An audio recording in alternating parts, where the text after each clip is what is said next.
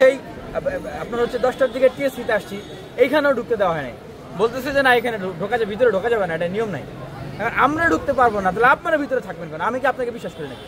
আপনারা যারা আছেন এখানে প্রশাসনের, আমরা কি আপনাদেরকে বিশ্বাস করি নাকি? আপনারা 11 মাসে একটা ডাকসু দিতে পারেন নাই, আর বলতেছেন আপনাদেরকে আমাদেরকে বিশ্বাস করতে। বিশ্ববিদ্যালয়ের প্রশাসন কি 11 মাসও ডাকসু দিতে পেরেছে? পারে নাই। তারা যদি বলে যে বিনিয়ামিন মোল্লা তুমি চোখ বন্ধ করে থাকো, এখানে দাঁড়ায় থাকো, ভিতরে ঢুকতে পারবো না, আমরা তোমার নির্বাচন সুষ্ঠুভাবে করে দিচ্ছি ভিতরে, এটাকে আমি বিশ্বাস করবো? এটা তো আমি বিশ্বাস করবো না। সেই কাজটাই আজকে করা হলো। বিভিন্ন জায়গায় গেলাম, তারা আমাকে ঢুকতে দিল না। তারা ভিতরে যা করেছে আমরা এখন অন্ধকারে আছি, তারাই জানে আর আল্লাহ জানে।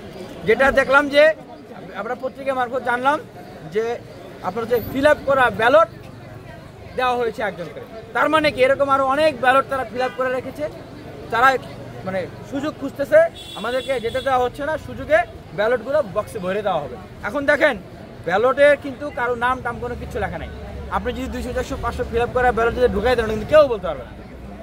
মানে কি নির্বাচন হচ্ছে? 19 সালের নির্বাচনে আমরা দেখেছি যে কৃত্রিমভাবে লাইন জ্যামিং করে রাখা, এবং আমরা কিন্তু তখন একদম মানে বুথের বাইরে পর্যন্ত যেতে পেরেছি। আর এবার যেটা হলো আপনার বুথেই ঢুকতে দেওয়া হলো না। 19 সালে হয়েছে ইঞ্জিনিয়ারিং, আর এবার যে কি হচ্ছে আমাদেরকে ঢুকতেই দেওয়া হলো না। ওনারাই জানে, আপনারা খোঁজ নেন কি করা হচ্ছে। যেটা জানলাম যে এরকম আগে থেকেই ফিল আপ করা, এখন সেই কারা কারা কোথায় কোথায় কী কী ফিল আপ করে রেখেছে, কতগুলো ফিল আপ করা ঢুকানো হয়েছে, কতগুলো ফিল আপ করা কখন ঢুকানো হবে আমরা জানি না ভাই, আমাদেরকে জানতে দেওয়া হচ্ছে না, আমরা অন্ধকারে আছি।